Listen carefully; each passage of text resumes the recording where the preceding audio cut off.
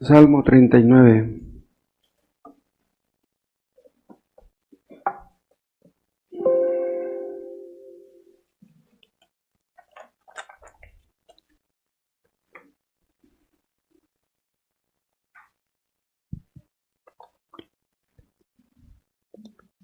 Vamos a leer solamente algunos pocos versículos de este salmo. Empezamos en el 1. Yo dije, atenderé a mis caminos para no pecar con mi lengua. Dice, yo dije, aquí es como si dijera, me dije a mí mismo, atenderé a mis caminos para no pecar con mi lengua. Es como si dijera, estaré atento, tendré cuidado, tendré mucho cuidado para no pecar con mi lengua. ¿Qué problema con la lengua? Que decimos a veces cosas que después lamentamos haber dicho.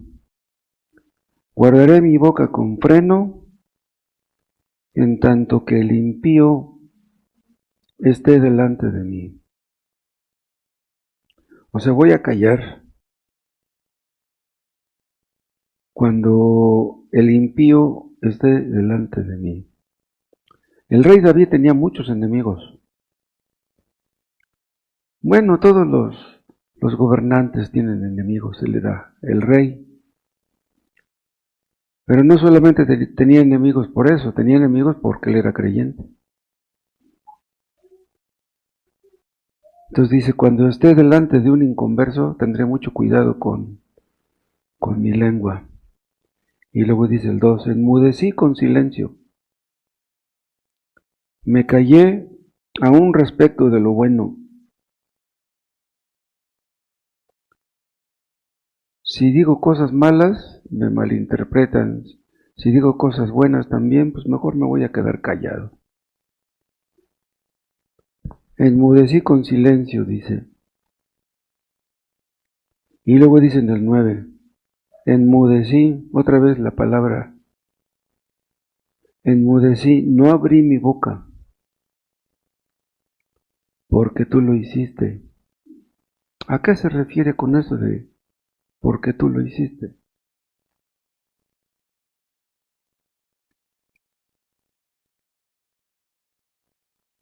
En el 1 habla del impío, ¿no? Y luego en el 8 habla del insensato.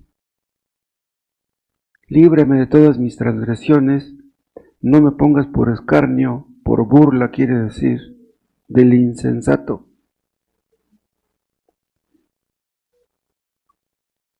Él tenía problemas con los impíos, con los insensatos.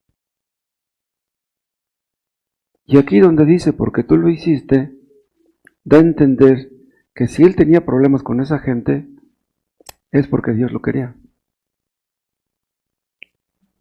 Si tenemos enemigos, si hay personas que nos odian, es algo que Dios permite para nuestro bien. Él entendió eso, que si tenía enemigos es porque Dios lo permitía. Y luego dice en el 11, con castigos por el pecado, corriges al hombre. O sea, él da a entender, si hay hombres que me odian, si hay hombres que se burlan de mí, es porque tú me estás disciplinando. Porque dice, con castigos por el pecado, corriges al hombre. O sea, él entiende que Dios está tratando de corregirlo por eso, por medio de eso. Nosotros le pedimos a Dios que nos corrija. No sabemos exactamente en qué estamos mal, Entonces le pedimos a Dios que nos corrija. ¿Y cómo nos corrige Dios? Pues nos puede corregir de muchas maneras. Pero una de ellas es poniendo frente a nosotros enemigos que nos hacen daño o que quieren hacernos daño. Vamos a hacer una oración. Padre, no sacaremos ningún provecho de este estudio sin tu ayuda.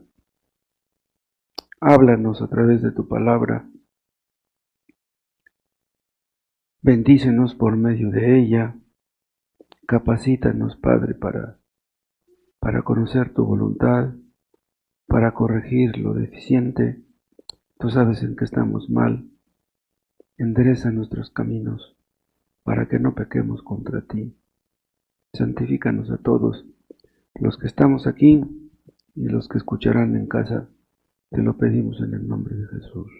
Amén.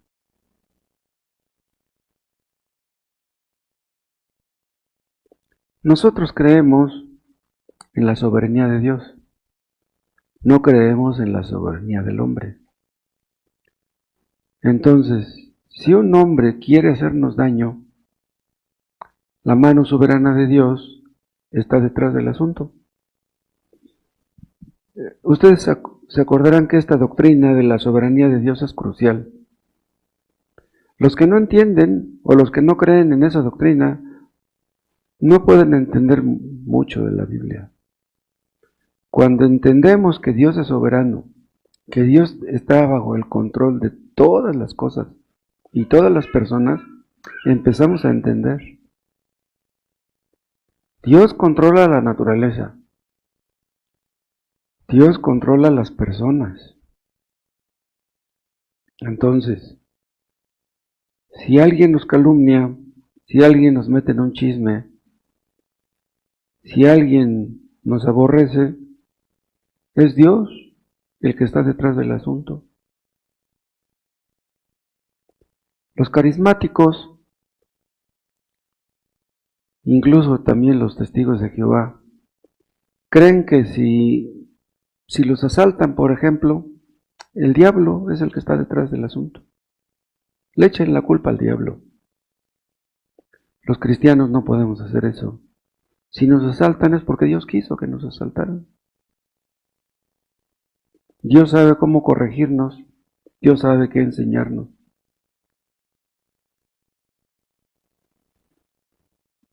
Aquí donde dice en el 11, con castigos por el pecado corriges al hombre, él está dando a entender que su problema no son esos hombres que lo odian. Su problema es su pecado. Nuestro problema nunca son las personas. Nuestro problema no es la falta de dinero, nuestro problema no es la falta de pareja, nuestro problema no es más que nuestro pecado. Ese es nuestro verdadero problema.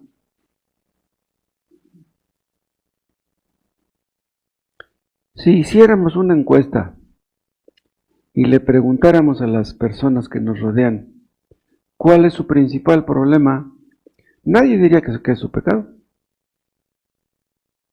La gente cree que tiene este problema o aquel otro, pero nuestro verdadero problema siempre es nuestro pecado.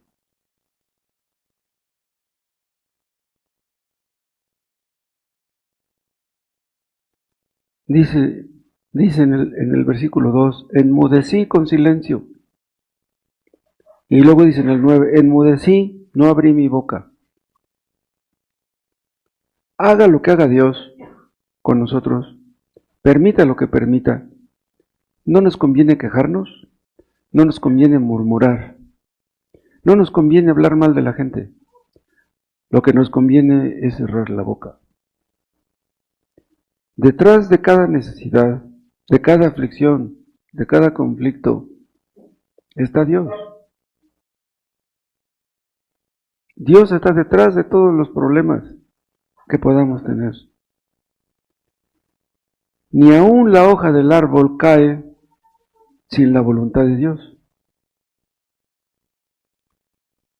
La hoja del árbol no cae sin la voluntad de Dios.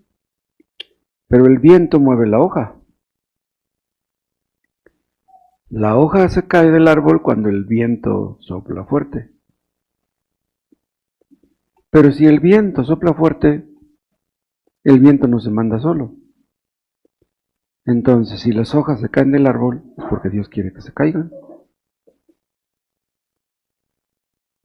Si el viento que sopla sobre nosotros es leve o sopla muy fuerte como un huracán, es Dios el que está detrás del asunto.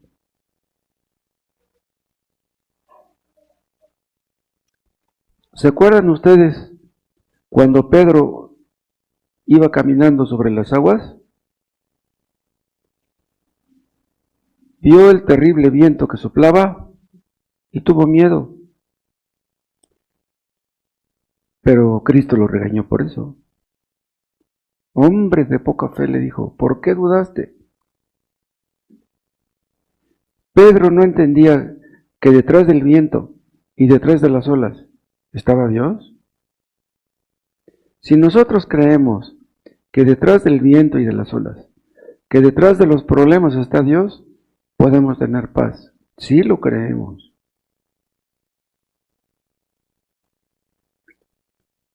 Un fuerte viento derribó la casa donde estaban los hijos de Job. Todos murieron.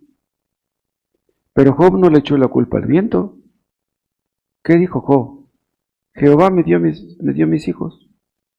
Jehová me los quitó.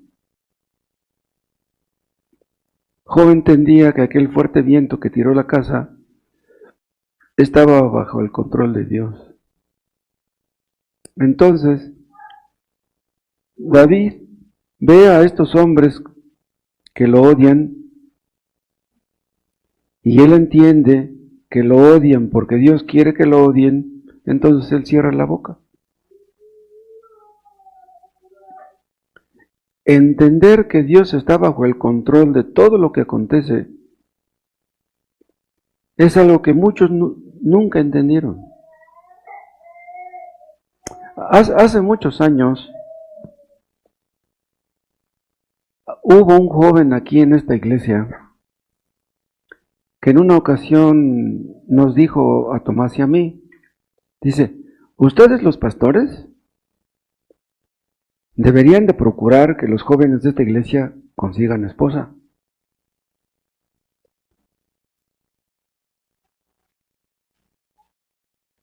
Pero es la obligación de un pastor buscarle pareja a los jóvenes de la iglesia. ¿Qué creen que le contestó el hermano Tomás a aquel muchacho que dijo aquellas palabras? Le dice, oye, ¿tú crees en la soberanía de Dios? Y él dice, sí, claro. Dice, bueno, dice, si tú no te has casado, es porque Dios no ha querido. Si tú no te has casado, no nos eches la culpa a nosotros. Porque tenemos que buscarte pareja. Porque tenemos que buscarte esposa. Si no te has casado, es porque Dios no ha querido. Si un cristiano llega a morir sin casarse nunca, es porque Dios quiso.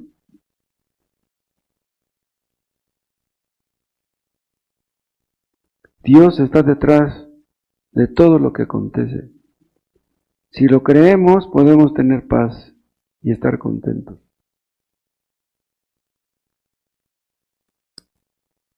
Aquí mismo, en el Salmo 39,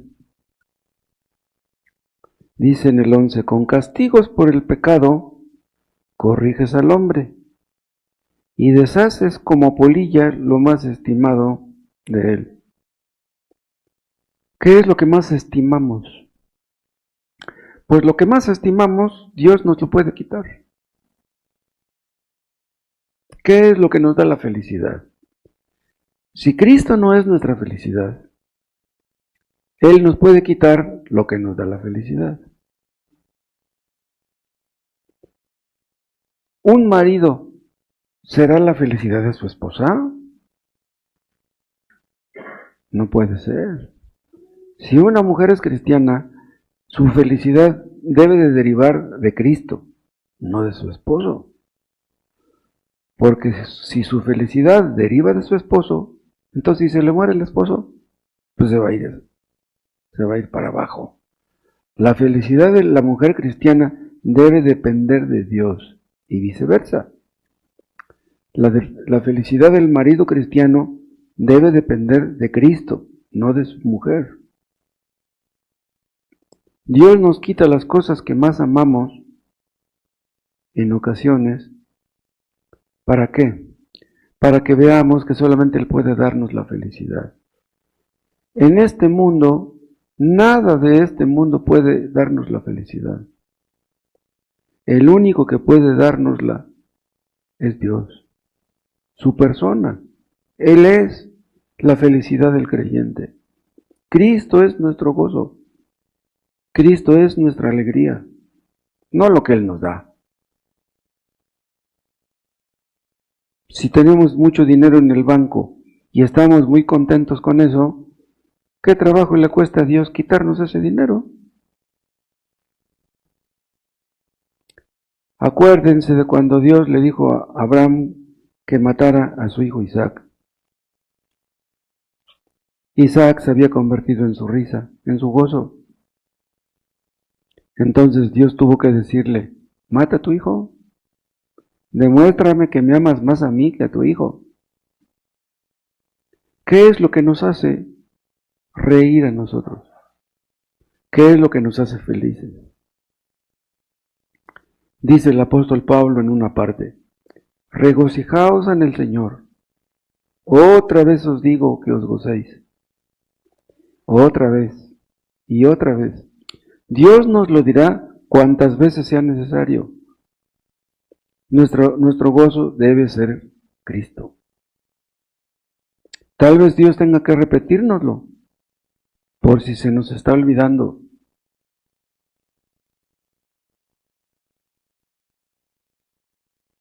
Hay una parte donde Job dice, no recuerdo las palabras, pero Job da a entender que cuando veía mucho dinero, no era ese su gozo.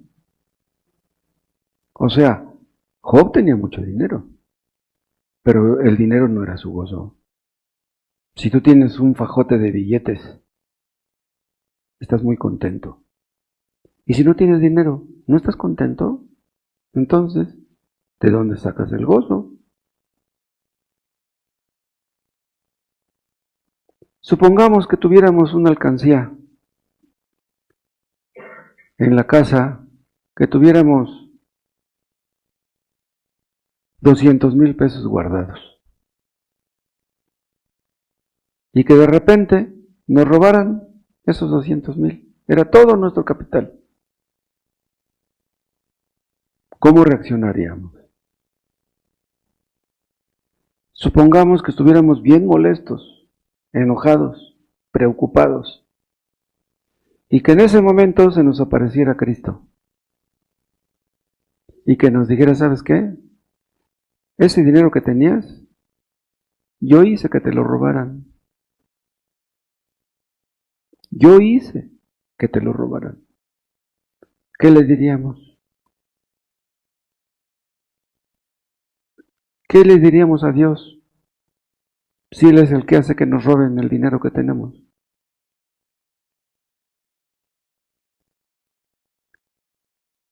Jonás no quiso obedecer a Dios, no quiso ir a Nínive. Y por su desobediencia, Dios levantó una fuerte tempestad en el mar. La tempestad no fue levantada por la casualidad, por la madre naturaleza. La tempestad la levantó Dios. Eso es lo que le ocurrió a Jonás por su desobediencia. Y esto significa que si nosotros no queremos obedecer a Dios, Dios puede levantarnos una tempestad a nuestro tamaño. Y no nos va a gustar. Un cristiano va aprendiendo poco a poco a ver la mano de Dios en lo que le acontece. Pero las personas que no pueden ver la mano de Dios en lo que les acontece, Si les roban los 200,000, se sentirán que se vuelven locos. Caerán en la desesperación. Hay personas que tienen tantos problemas que piensan en el suicidio. Hay personas que blasfeman. Hay personas que dicen ser cristianas que llegan al punto casi de estas cosas. Hubo unos tipos que les decían los maniqueos hace muchos siglos. Los maniqueos creían que existen dos principios creadores, uno para el bien y otro para el mal. Dos poderes opuestos. Entonces, Dios está detrás del bien, el diablo está detrás del mal. Si nos va bien, Dios está detrás. Si nos va mal, el diablo está detrás. Esa es una idea que sacaron los maniqueos. Pero vean ustedes lo que dice el libro de Amós, el profeta.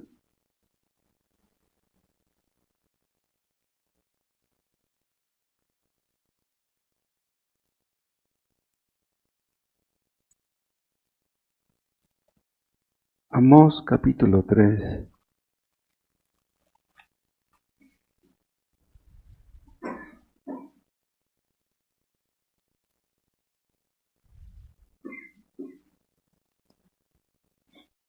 Amós 3:6. Se tocará la trompeta en la ciudad y no se alborotará el pueblo. ¿Para qué se tocaba la trompeta? Para avisar que venía un peligro. ¿Sí? Entonces dice, se tocará la trompeta en la ciudad y no se alborotará el pueblo. O sea, si toca la trompeta, tiene que alborotarse el pueblo. Ahí hay una causa, ahí hay un efecto. Y luego dice, ¿habrá algún mal en la ciudad, el cual Jehová no haya hecho? ¿Habrá algún mal en la ciudad? Una inundación, un desastre natural, un terremoto, muchos muertos, el cual Jehová no haya hecho. Si ocurre un terremoto, el terremoto no fue obra de la casualidad. Los terremotos son enviados por Dios. Dice, ¿habrá algún mal en la ciudad, el cual Jehová no haya hecho? Quiten ustedes de ahí la palabra ciudad y pongan en la familia. ¿Habrá algún mal en la familia, el cual Jehová no haya hecho? O pongan ustedes iglesia. ¿Habrá algún mal en la iglesia, el cual Jehová no haya hecho? ¿Habrá algún mal en México, en Ciudad Neza, el cual Jehová no haya hecho? Dios está detrás de todo lo que ocurre y acontece. Supongamos que un cristiano no tiene trabajo y está preocupado. Pues ¿quién no va a estar preocupado sin trabajo? Entonces le dice a su esposa, voy a ir a buscar trabajo. Y se va temprano y regresa tarde y no encontró trabajo. Si regresó y no encontró trabajo, es que Dios no quiso que encontrara. Qué tremendo. ¿Qué trabajo le cuesta a Dios hacer que un cristiano encuentre trabajo? Todos los trabajos están en su mano. Pero ¿por qué sería posible que Dios permitiera o que Dios quisiera que un cristiano no encontrara trabajo? Bueno, pues una posible respuesta sería que Dios quiere que veas que Él es más importante que el trabajo, ¿o no? ¿No es más importante? Tenemos que aprender que Dios es más importante que todo. Nos preocupamos porque no tenemos trabajo y no nos preocupamos porque no tenemos a Dios de nuestra parte. Podemos vivir sin trabajo, pero no podemos vivir sin Dios. Alguien me comentó en una ocasión que tuvo un tío que nunca trabajó en su vida. Un hombre que llegó a grande, adulto mayor, y que nunca trabajó en su vida. Y comió. Nunca le faltó un taco. ¿Saben ustedes cuánto duró Juan Bunyan sin trabajar? 11 años. 11 años duró Juan Bunyan sin trabajar. Y no le faltó la comida. Fue cuando estuvo en la cárcel. En la cárcel no trabajó.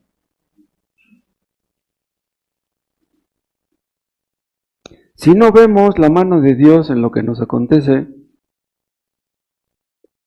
nos enojaremos con la gente, nos enojaremos con nosotros mismos,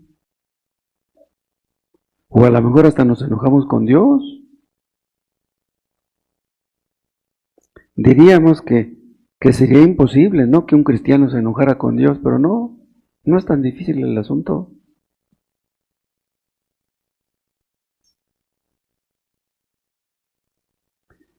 El rey David entendía que si muchos lo odiaban o se burlaban de él, era Dios quien estaba detrás del asunto. Si eso aprendemos, podemos estar tranquilos. Y si lo aprendemos desde jóvenes, qué mejor. Debemos aprender desde la juventud, debiéramos aprender desde la juventud a llevar el yugo, a someternos al yugo de Dios, a estar contentos con lo que nos da, a estar contentos con poco, o con mucho, o con nada.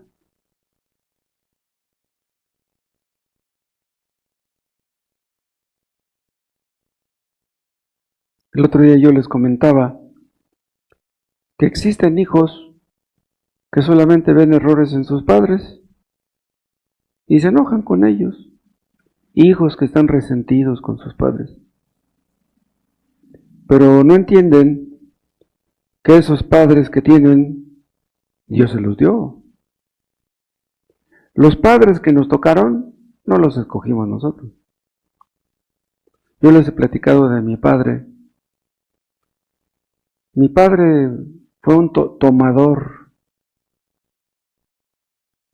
casi toda su vida.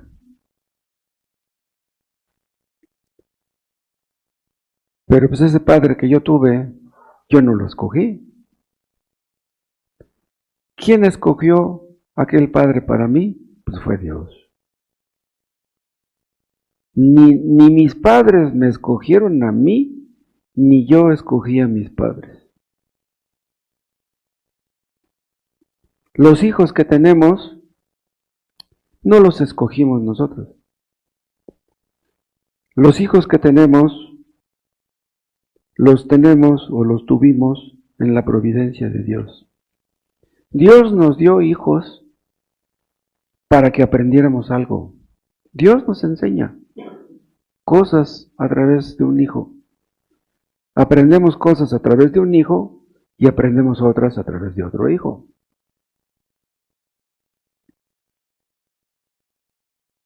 Nosotros vemos nuestro pecado a veces a través de nuestros hijos.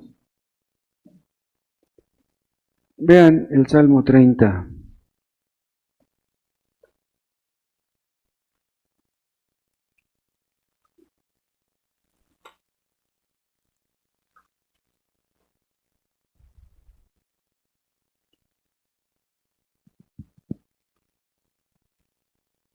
Salmo 35. Porque un momento será su ira, pero su favor dura toda la vida. Por la noche durará el lloro, y a la mañana vendrá la alegría. ¿Quién dijo esto? También David. Ven, por la noche durará el lloro, si Dios quiere. Y luego dice, y a la mañana vendrá la alegría, si Dios quiere. O sea, el mismo Dios que nos hace llorar, nos hace reír. Un creyente no va a estar llorando siempre. No, Dios nos hará reír. Tal vez quisiéramos estar riéndonos siempre, pero no nos conviene. Mucho aprendemos de las aflicciones, del dolor, del sufrimiento. Entonces, si a Dios le parece bien que tengamos que llorar, Él hará que lloremos.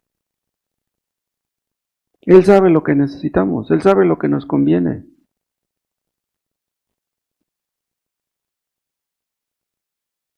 Nuestro gozo no es lo que Dios nos da. Si nuestro gozo fuera lo que Dios nos da, seríamos idólatras. Dios mismo, Cristo, tiene que ser nuestro gozo.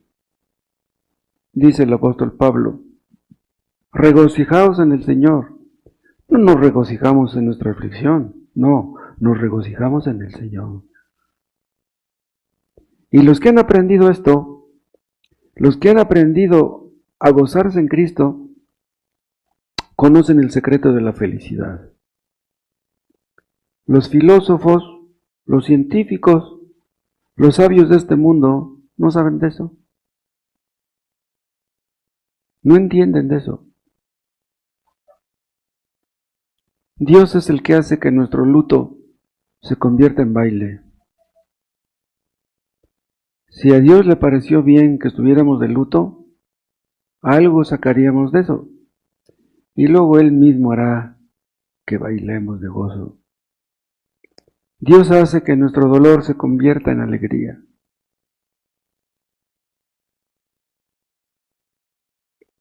Dios es el que hace que nuestra pobreza se convierta en riqueza.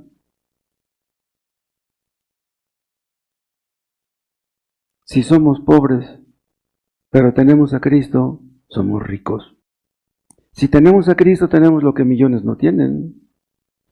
Entonces, tenemos motivos para estar contentos que los millonarios no tienen. ¿Qué más necesitas, hermano, si tienes a Cristo? Si tus pecados han sido perdonados, si un día mirarás a Cristo, dime, ¿qué más necesitas?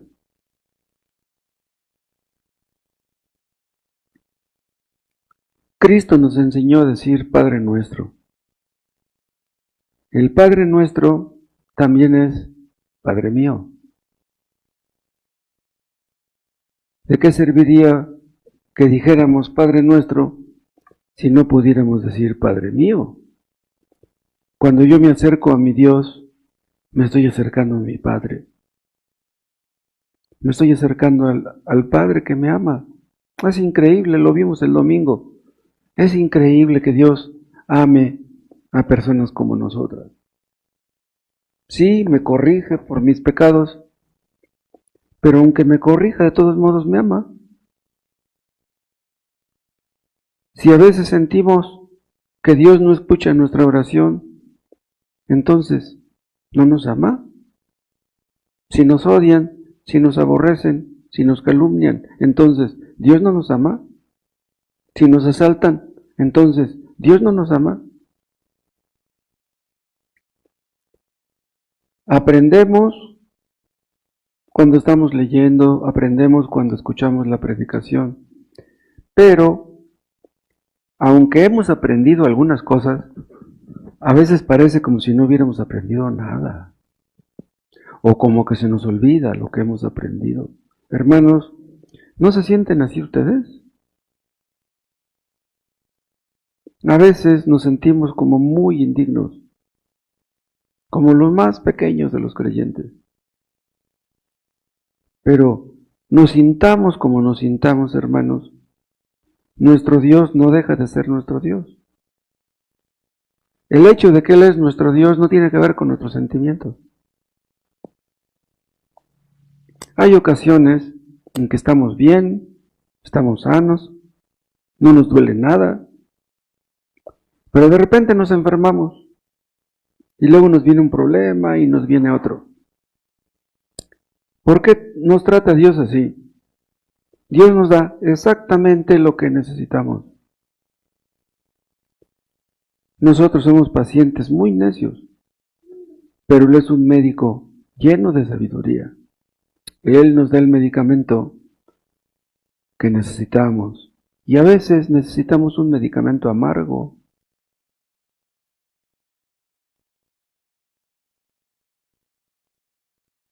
Dios sabe cuánto podemos soportar.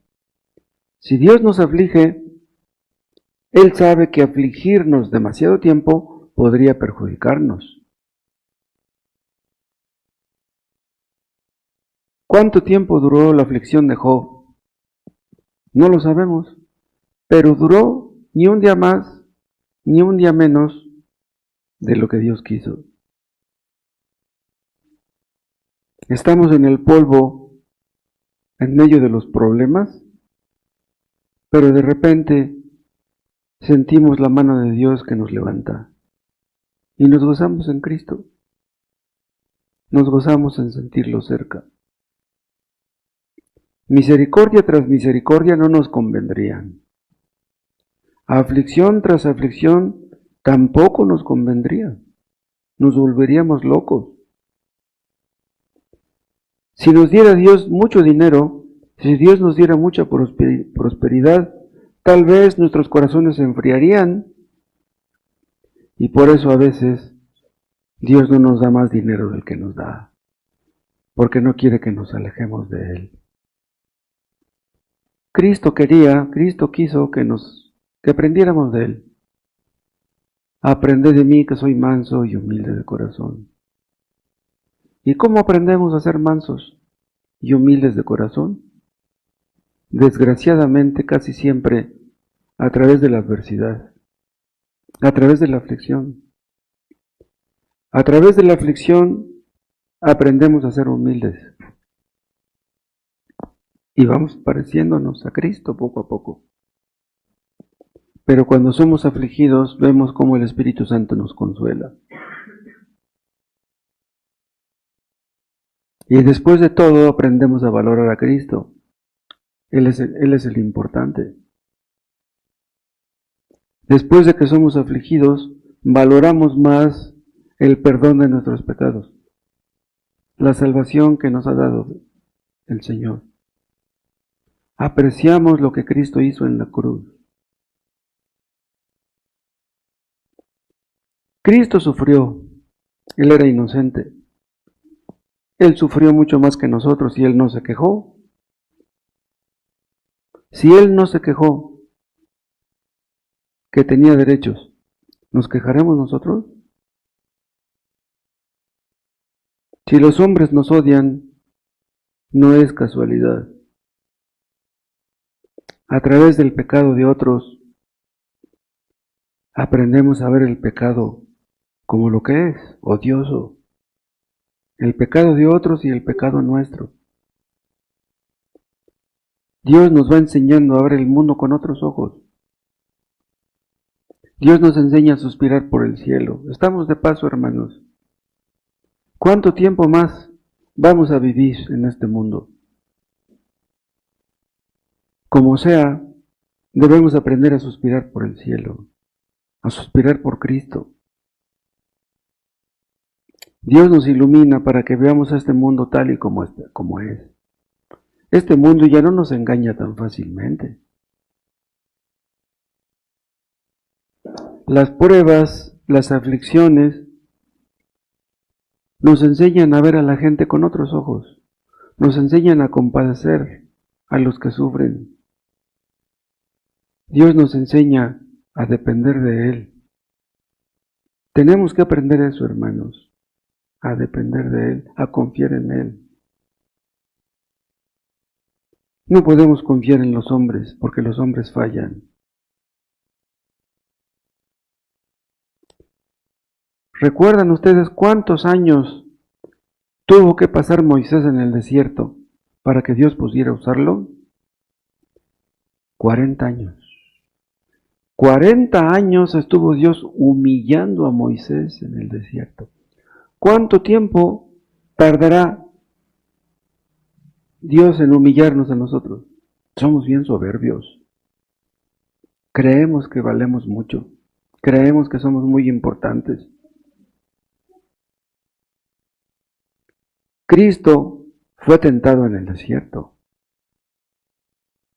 Moisés fue probado en el desierto. Cristo fue tentado en el desierto. Pero él no se quejó. Nosotros estamos en el desierto. Vamos rumbo a la tierra prometida. Pero el desierto no nos gusta. En el desierto hay muchas incomodidades. ¿Por qué no nos llevó Dios al cielo en el momento que creímos como al buen ladrón? Imagínense que Dios nos hubiera llevado al cielo en el momento que creímos. Que ya no hubiéramos tenido nunca luchas, ni pruebas, ni tentaciones. Pero nos dejó vivir. Estamos aquí y Dios nos está preparando para vivir allá con Él. Necesitamos aprender a suspirar por el cielo. Necesitamos aprender a suspirar por Cristo. Cristo es nuestro cielo. ¿Por qué suspiran ustedes? ¿Suspiran acaso por tener una casa muy grande y muy bonita? ¿Por qué suspiran ustedes? Que Dios nos enseñe, hermanos, a suspirar por Cristo. Y si hay algo que deseamos más que Cristo, que Dios nos perdone y que nos ayude. Que Dios nos quite, que Dios nos libre de esas cosas, de toda concupiscencia. Que Dios nos dé puros deseos espirituales y santos. Dios está detrás de todo lo que nos acontece, excepto de una cosa. Dios no está detrás de cuando pecamos. Si pecamos nosotros, Dios no está detrás de eso. Si nosotros pecamos, es porque nosotros lo quisimos. No es porque Dios lo haya querido. ¿Y qué sucederá si pecamos? No podremos gozarnos en Cristo. Si tú pecas y no te arrepientes, Dios se encargará de que sufras las consecuencias y no te van a gustar. Te damos gracias, Padre Celestial, por tu palabra. Te damos gracias por tu misericordia. Oh Dios, enséñanos a creer en tu soberanía, a creer más y mejor en esta preciosa doctrina que aprendimos ya hace muchos años. Enséñanos a ver tu mano en todas las cosas que nos acontecen y a gozarnos en Cristo, a gozarnos en ti, Padre, porque hagas lo que hagas, nunca dejarás de amarnos. En el nombre de Cristo. Amén.